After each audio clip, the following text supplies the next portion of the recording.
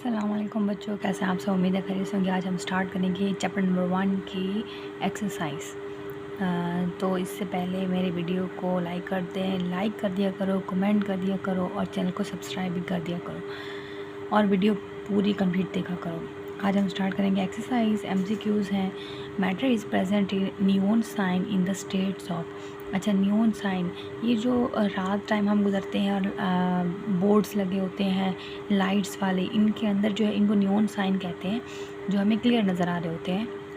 Lighting वाले, decoration वाले, lightning जब ऑन होती है रात को जब हम गुजरते हैं, तो ये जो है इसके अंदर क्या चीज़ होती है? सुपर क्रिटिकल फ्लूइड होता है, गैस होती है, या लिक्विड क्रिस्टल होता है, या प्लाज्मा होता है। तो इसके अंदर प्लाज्मा होता है।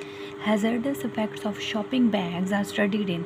हैज़र्डस का मतलब है नुकसानदेह जो इफ़ेक्ट्स हैं शॉपिंग बैग्स के, वो कौन सी ब्रांच में हम स्टडी कर सकते हैं? जियो केमिस्ट्री में, इनऑर्गेनिक केमिस्ट्री में, एनालिटिकल में, या इन्वायरमेंटल में? तो वो इन्वायरमेंटल में करते हैं।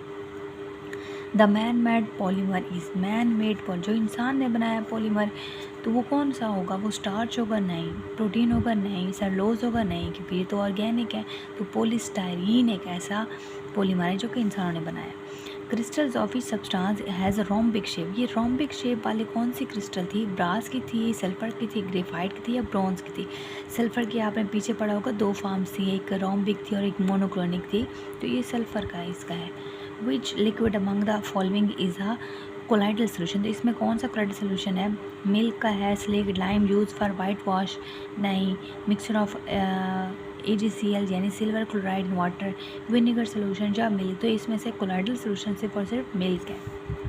विच of the following is an heterogeneous mixture. इसमें हेट्रोजीनियस मिक्सर कौन सा है? Solution of calcium hydroxide in water, नहीं। Solution of potassium nitrate in water, बिल्कुल भी नहीं। हॉट चॉकलेट, नहीं।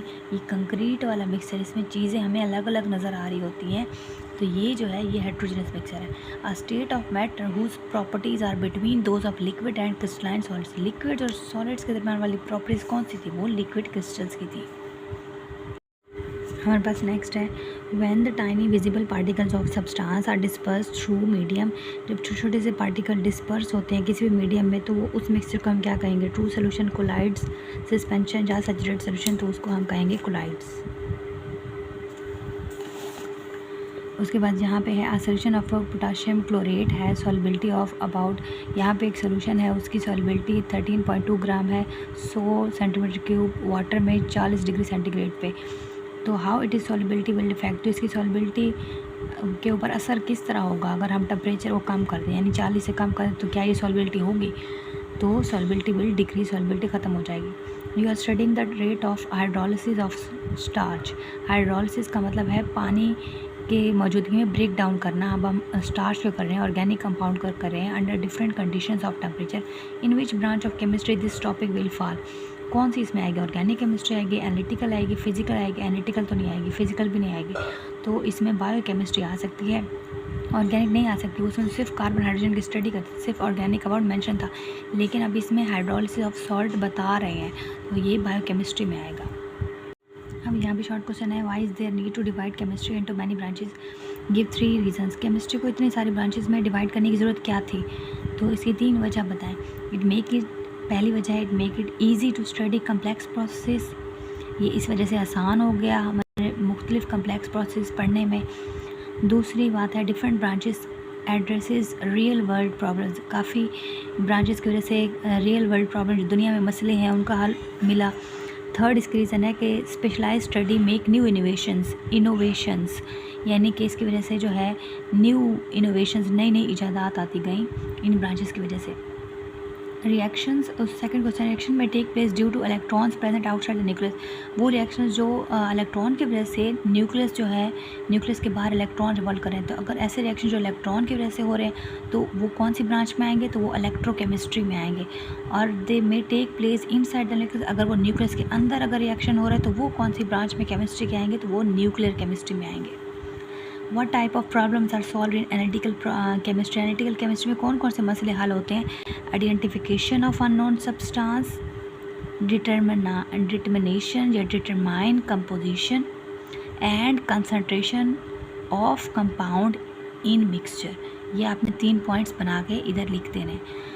फिर क्वेश्चन है, both graphite and graphene have hexagonal layered structure, what is the difference. ये दोनों का हेक्सागोनल है, लेकिन इसमें फ़र्क क्या है, तो ये फ़र्क हम पीछे अपनी बुक का पेज खोलेंगे, ये पेज नंबर 6 पे ग्रेफीन का यहाँ से आंसर है।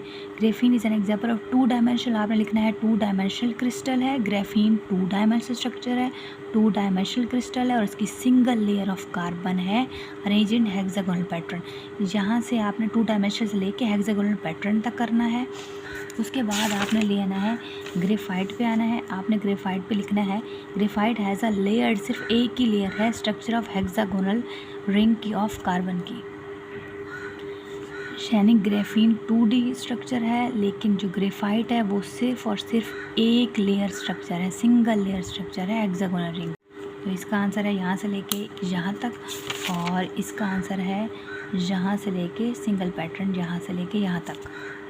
Y are super critical fluids important, super critical fluids important क्यों है, इसका यहाँ पे आंसर है, यहाँ से आपने लेना है, यहाँ से लिखना है chemical reactions which may not be carried out in a conventional solvents may possibly be carried out in supercritical carbon dioxide। ऐसे chemical reactions जो कि आपने इंपॉर्टेंस लिखनी है, इंपॉर्टेंस, ठीक है, डेफिनेशन नहीं लिख देनी। तो ऐसे chemical reactions जो कि लैब में कन्वेंशनल सॉल्वेंट्स में नहीं हो रहे थे, वो super critical fluid carbon dioxide gas में हो जाते हैं। फिर आपने ये लाइन ऐड करनी है कि super critical fluid used in extraction and material manufacturing etcetera, ये चीज़ आपने लिख देनी है। तो आंसर यहाँ से लेकर यहाँ तक, और ये लाइन आपने ऐड कर देनी है। तो ये 2 लाइनों का आंसर है। उसके बाद क्वेश्चन है कि in which state does matter exist in sun. तो मैटर सन में जो है वो किस किस्म की, किस स्टेट में मैटर एग्जिस्ट करता है, तो आपने लिखना है कि matter exist in the sun in plasma state, the plasma state matter exist in the sun. यानी आपने पूरा एक लंबा सा इस तरह आंसर लिखना है, ये छोटा सा नहीं लिख देना। आपने लिखना है कि in which state does the matter exist in the sun, plasma state matter exist in the sun। what is the importance of graphene, graphene की importance लिखनी है। तो फिर हम पेज नंबर 6 पे आएंगे, तो इम्पोर्टेंस लिखनी है। तो graphene is tough, flexible and light weight material and high resistance. तो आपने यहाँ से लेके यहाँ तक इसकी इम्पोर्टेंस लिखनी है ग्राफीन की।